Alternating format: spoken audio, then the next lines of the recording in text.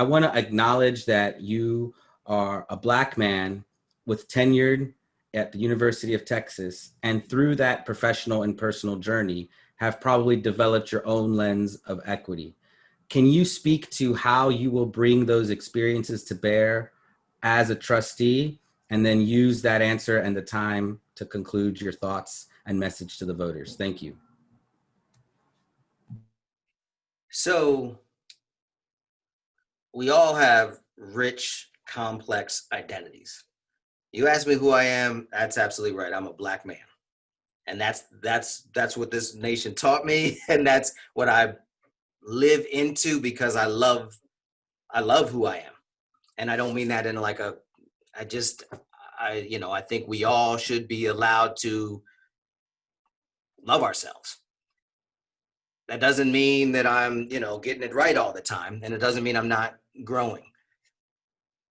We should have, what I've learned as an educator and what I live as an educator, is that all of our kids and all of our families, everybody has this just well of beauty within them that is not a Eurocentric defined beauty that they need to be invited to live into. For some, because they fit a kind of Eurocentric model of what wholeness is, what achievement is, what beauty is, it's an easier path for them. The world already tells them they're beautiful.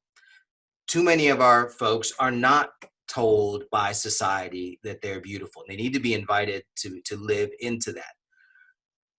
The younger generations are better than us in many regards along these ways, in terms of their ability to see the beauty of other folks. We need to be building into a school system that sees the rich diversity and complexity of our city and of our populace as our greatest, and most beautiful asset, and just sort of build around that.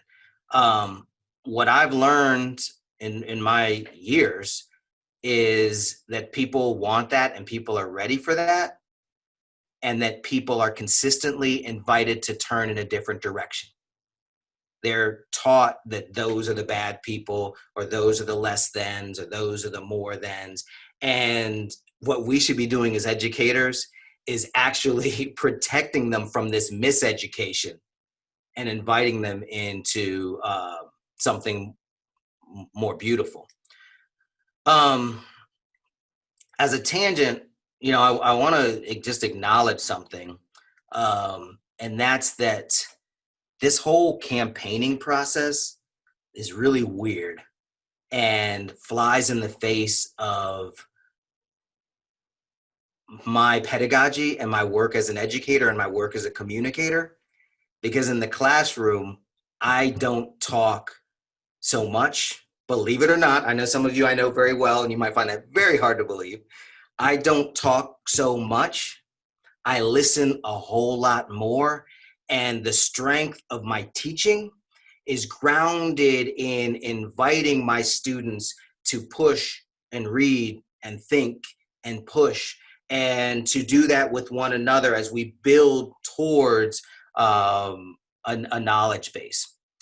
There's something weird about campaigning that makes the candidate, it structures the candidate into being an authority. What did I have to do for the last 25 minutes? Tell you authoritatively and convincingly what's right and how to do it and what I will do. And I don't want to say it's disingenuous, but you have to have a bravado beyond that which is warranted. And we should be creating spaces where those of us who are going to be blessed for the position of, say, trustee or whatever elected official, somehow reform our structures so that what we're trained to be from jump is listeners. And we're not trained to be listeners. We're trained to be authoritative convincers that we know what we're doing. The greatest teacher doesn't stand up and say, I know everything. The greatest teacher says, there's some things I can help you know, there's some things I know, but let's all sit down and get through this together. And that's why the greatest classroom is a sacred space.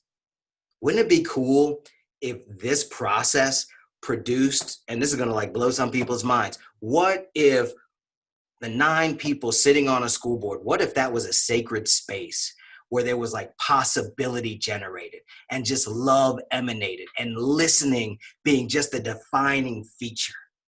Like, wouldn't that be like, that's what I want. That's what I want so much more than all. I'm getting like choked up thinking about possibility versus what we have at this point.